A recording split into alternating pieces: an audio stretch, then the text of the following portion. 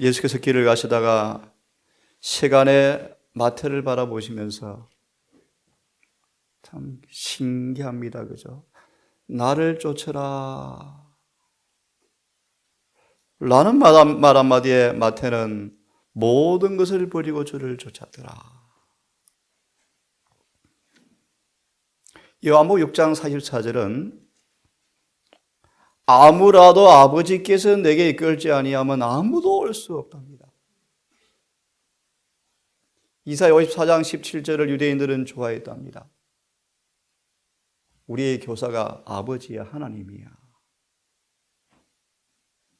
특별히 바리새인들은 자신들의 교사가 창조주 아버지라는 사실을 늘 자부했는데 세상은 그들은 주님의 자녀가 아니었습니다.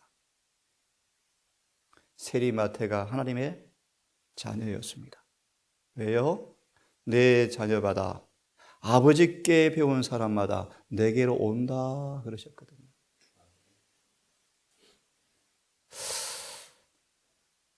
마태는 주저함도 의심도 없었다.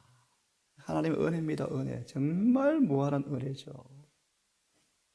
어떻게 세리 마태가 이 교사의 음성을 알아보고 주저함도 의심도 없이 그의 삶이 가난으로 바뀐다는 생각도 주저하지 않고 즉시 쫓았더라. 근데 우리 성경은 말하기를 아버지께서 이끄시는 것을 저항하지 아니하면 다 주님께로 온다고 말하거든요. 어제 말씀처럼 호시아 11장처럼 그분의 사랑의 줄이 강하였기에 저를 이끌어 주었다고 저는 믿습니다. 계속 봅니다. 예수의 11제자 전부 다 그랬답니다. 베드로와 동료들을 부르실 때 배와 그물을 버렸고 어떤 사람들은 그들의 생계가 가족에 위탁되었는데도 불구하고 버리고 따랐고 머뭇거리거나 어떻게 가족을 보양할까? 라고 묻지 않고 다 순종하였다. 네, 여러분, 우리를 부르신 우리 주님께서 어떤 분이셨습니까? 이렇게 말합니다. 너희는 내가 너희를 부르신 이후에 전대나 주머니와 신도 없이 보내었을 때 부족한 것이 있었더냐? 없었습니다. 자, 오늘은 이 말씀을 좀 드리겠습니다. 우리 모두에게 동일한 부르심의 조건이 있습니다. 세례요서마 273페이지를 말씀 보시면 부유했던 마태나 가난한 안드레나 베드로에게 똑같은 시험이 주어졌다. 똑같은 헌신이 각 사람에 의해서 이루어졌다. 그물에 고기가 가득한 순간, 성공의 순간에 주님께서 부르셨죠. 각 사람에게 세상 재물에 대한 욕심이나 그리스도와 친분을 맺고자 하는 것 가운데 어느 것이 강한지 시험을 받고 있다. 그래서 아시는 성경 구절처럼 쟁기를 잡고 마하는 사람들은요, 뒤를 돌아보는 사람들은 내게 합당하지 않다고 누가복음 9장은 말하고 있습니다. 소망에 273페이지를 펴서 한 문단을 좀 읽고 아침에 교훈을 좀 받겠습니다. 그러므로 이렇게 말합니다. 원칙은 항상 가혹하다. 누구든지 빌립보 3장 8절의 바울의 간증처럼 전심을 다하고 그리스도를 아는 지식이 가장 고상함을 인하여서 그 모든 것을 해로 여기지 아니하면 누구든지 그분의 사업에 성공할 수가 없다. 이 원칙이죠. 그러므로 전적으로 바치지 아니하면 어떤 사람도 주님의 제자가 될 수가 없다. 라오디가 교회 문제가 바로 그랬죠. 그죠?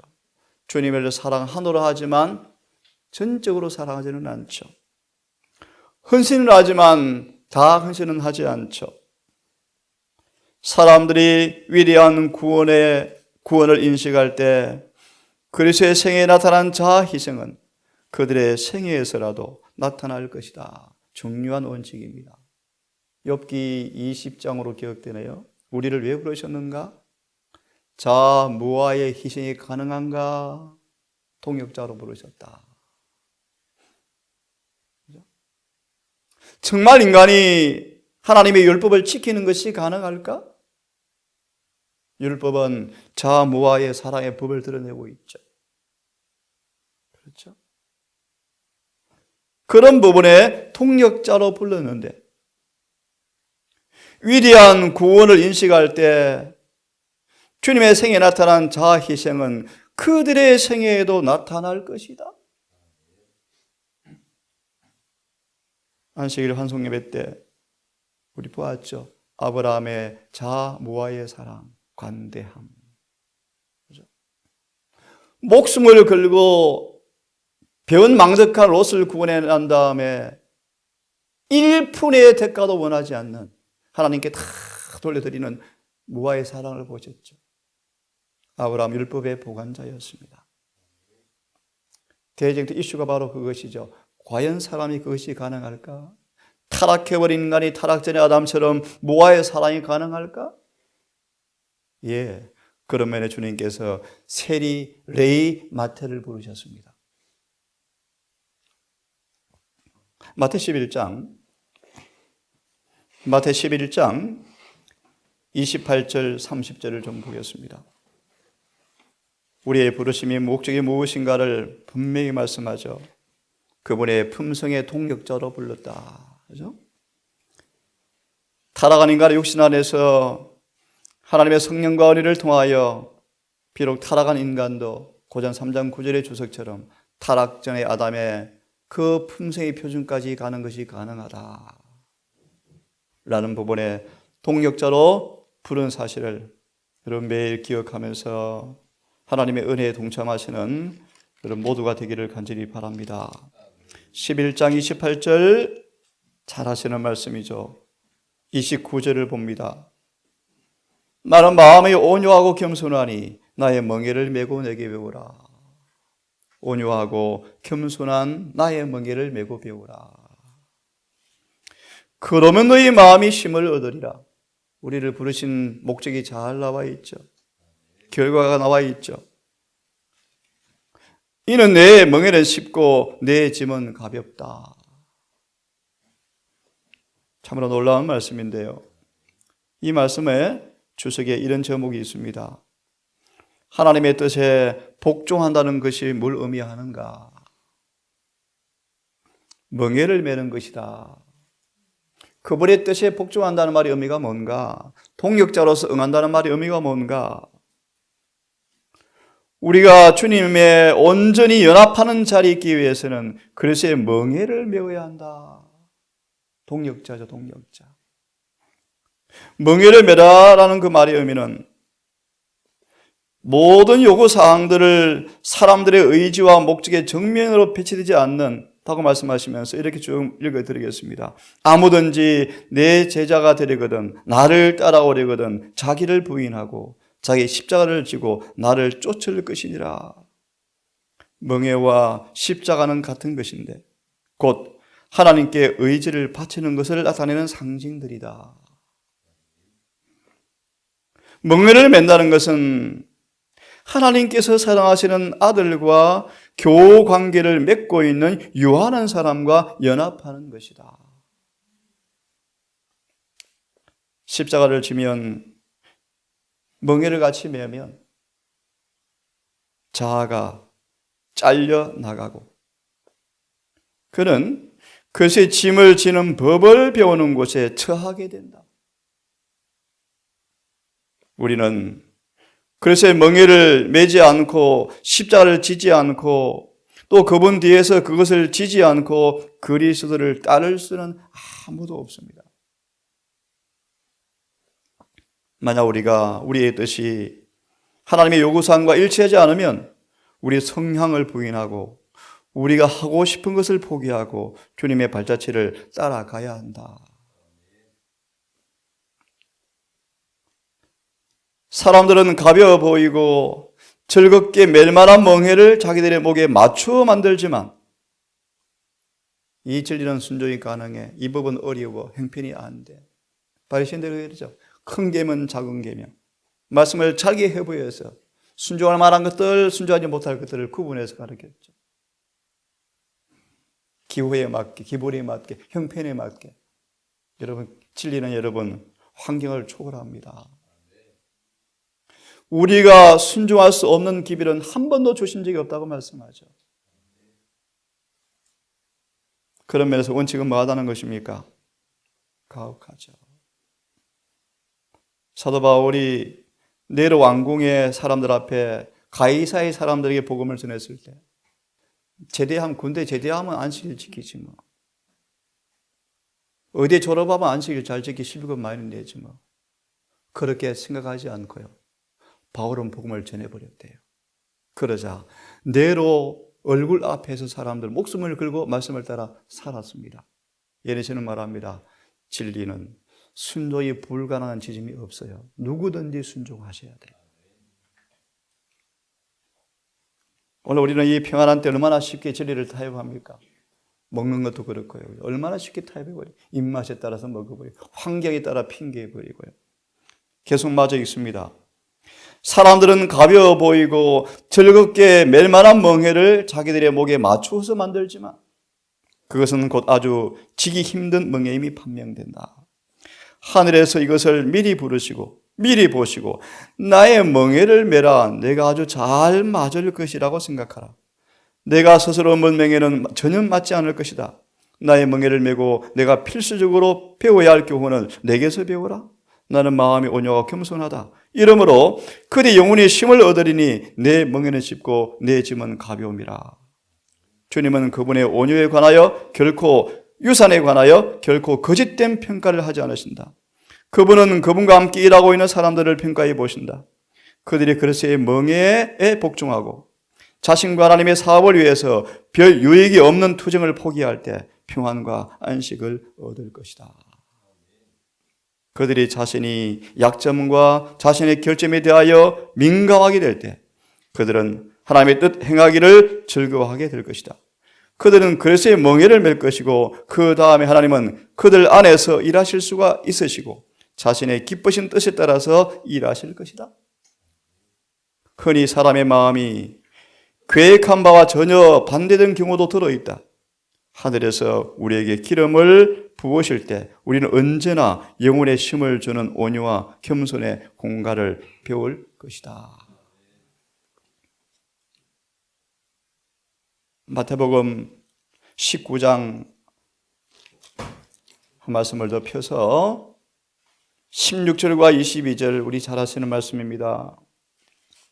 22절을 먼저 보면 그 청년이 재물이 많으므로 이 말씀을 듣고 근심하여 갔더라. 이 구절을 하나님의 율법에 순종한다는 말의 의미가 뭔가? 라는 말씀을 주고 있습니다. 한번 펴보십시오. 마태 19장 16, 22절에 하나님의 법을 순종한다는 말의 참된 의미가 뭔가? 한번 보겠습니다. 두 번째 절에 보시면 당신의 종들이 따라야 할 규범을 알려주신 주님께서 말씀하시기를 하나님의 율법에 대한 순종은 단순히 법문에 대한 순종이 아니고 실생활에 옮겨지고 품성으로 예정될 수 있는 순종이다. 이런 순종이죠. 품성으로 증명되어지는 순종. 하나님께서는 하늘나라 시민이 되고자 하는 모든 사람들을 위해서 품성에 대하여 당신 자신의 표준을 세우셨다. 잘 아시죠? 마태 22장 11절 12절. 그들이 당신의 품성을 가지게 되었을 때, 그러므로 계명을 순종하는 것이 가능하게 되었을 때 하늘 시민의 자격을 충족한다라고 인정하게 된다. 누가 하늘에 갈 것인가? 분명하죠? 분명하죠? 그리스도와 통역자가 되어 주여 나의 모든 소유와 나의 전 존재가 당신의 것입니다 라고 말할 수 있는 사람만이 하나님의 자녀로 인정을 받을 것이다. 세리마태는 엄청난 돈을 잘 버는 직업을 한순간 버리고 떠나버렸습니다. 그런데 이 부자 청년 관원은 주저하고 머뭇거리다가 주님을 떠나버렸습니다. 성령께서 말하기를 그분의 동역자가 되는 모든 사람들은 나의 모든 소유와 전 존재가 당신의 것입니다 라고 하지 않는 사람들은 아무도 그분의 동역자가 될 수가 없다. 그분의 자녀로 인정받을 수가 없다. 하늘을 가고 싶어하고 갈망함에도 불구하고 제시된 조건들 때문에 돌아서는 것이 무엇을 의미하는지 한번 생각해 보아라. 조금 전 말씀드렸습니다. 이사야 54장 17절. 유대 종교 지도자들은 자신들의 교사가 하나님이라고 좋아했지만 아버지께서 보내신 교사 예수의 말씀을 듣지를 않죠. 다음 시간 보겠지만 세리가 창기가 들으니까 비꼬고 웃죠. 그래서 예수님 말씀하십니다. 너희보다 세리와 창기가 하늘에 먼저 갈 것이다. 그렇게 말하죠. 거듭 말합니다. 입술의 공언이 아닌 행동으로 실천되어서 품성으로 예정되지 않는 순종은 순종이 아닙니다. 관원은 아니요, 나는 당신께 모든 걸 드릴 수가 없습니다 라고 말하였다.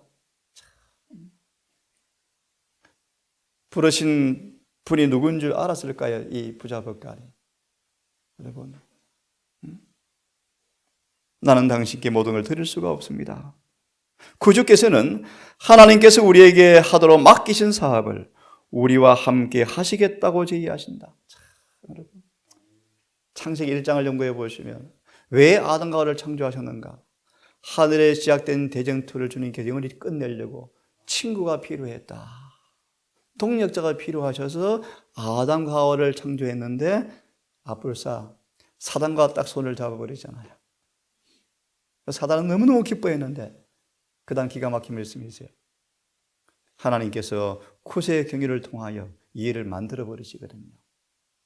그래서 마귀는 그의 실패를 직감하고 이제 예수를 따르는 사람들을 집중적으로 공격해서 이 주의 뜻이 성취되지 못하도록 전쟁을 걸어오고 있는 거예요. 마치 있습니다. 그는 하나님께서 우리에게 주신 재산을 세상에서 그분의 사업을 진척시키는 데 사용하자고 제의하신다? 오직 이 방법으로만 구주께서 우리를 구원할 수가 있다. 갑자기 생각이 납니다, 여러분. 3년 반 기근 때 엘리야를 공개할 이스라엘 백성 가운데 과부가 없었죠. 한 명도 없었죠. 누구한테 보냅니까? 사르밧에 보내죠. 한 움큼의 밀가루와 한 방울의 기름이 남은 순간 그를 보냈죠. 엄청난 시험이 왔죠. 아이가 배고파 있는 아이에게 구워서 먹일 순간 약속을 선포한 다음 엘리야를 통해서 시험하자 사르밧 과부는 자아 모아의 사랑을 보이죠.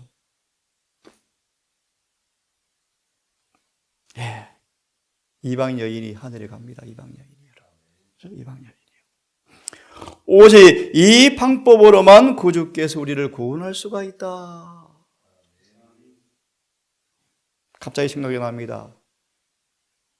평안은 너무나 평화로운 것은 교회의 자리를 자꾸 사람들을 차게 만들어준대요. 핍박이 와보면 텅텅 빈대요. 지금이 그럴 때예요. 우리 믿음의 선배들은 안식일 지키는 것이 목숨을 걸었어요. 생계를 걸었어요. 근데 오늘 우리 얼마나 평안합니까? 다니엘은 절제에 목숨을 걸었어요. 얼마나 평안합니까? 입맛대로 삽니까? 자, 마저 있고요. 이에 관하는 제사는 그가 충실한 청직임을 입증할 수 있도록 위탁된 선물이었는데 그는 이 소유물을 도움이 필요한 자들에게 축복이 되도록 분배해야 할 것인데 재물을 더 사랑하다가 함께 멸망했습니다. 하나님의 동력자가 된다는 말이 의미가 뭔가? 마무리하면서 고전 3장 9절을 좀 보겠습니다. 고전 3장 9절과 한 구절만 보고 마무리합시다.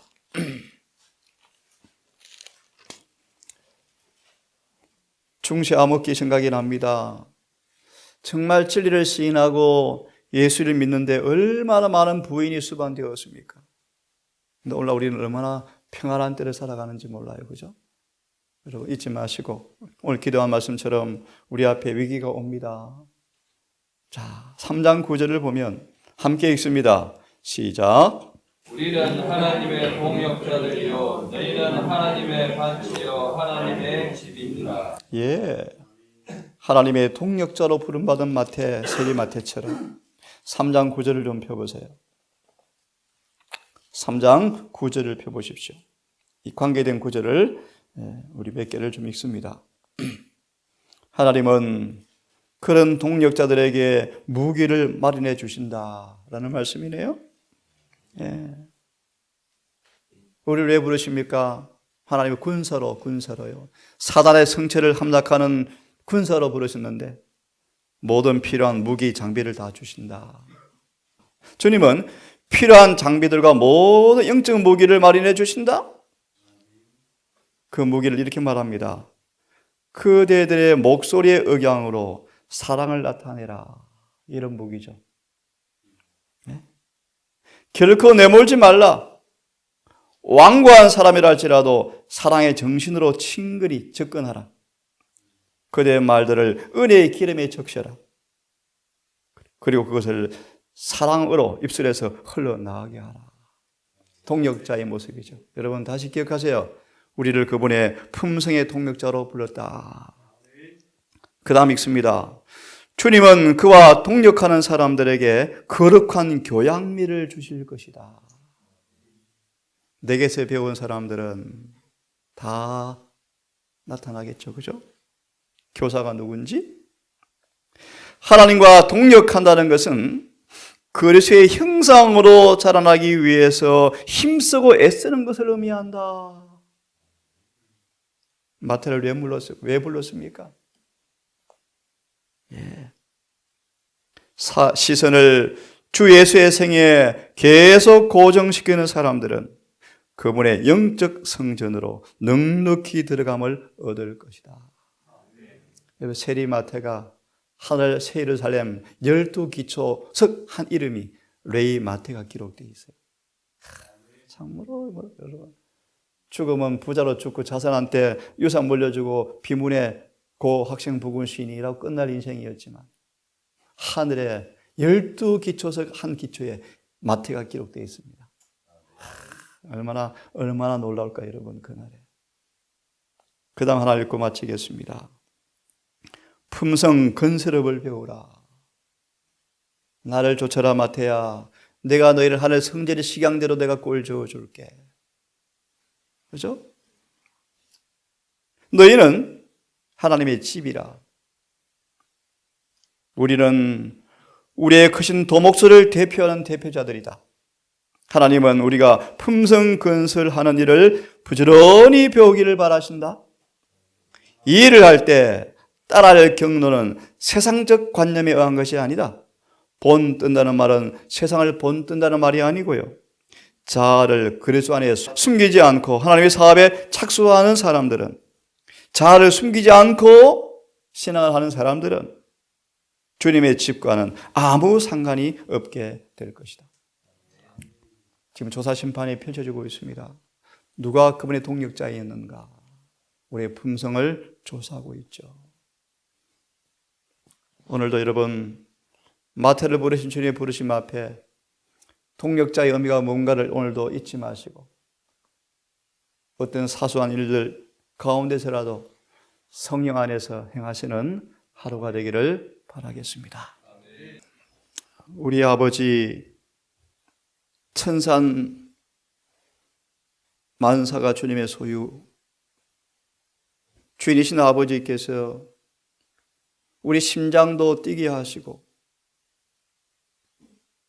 지금 우리의 목숨을 부지하시는 우리 아버지께서 우리를 부르신 부르심 앞에 이곳에 있습니다.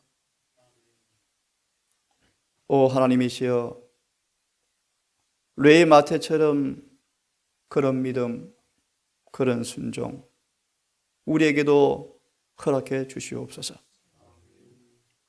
모든 걸 버리고 주를 쫓는 진정한 동역자의 모습, 끝내는 크신 도목수의 손길에 따라서 하늘 영적 성전의 모습으로 꼴져가는 행복한 구원의 경험이, 새롭게 하시는 경험이 날마다 우리 생애 속에서 이루어지기를 갈망합니다.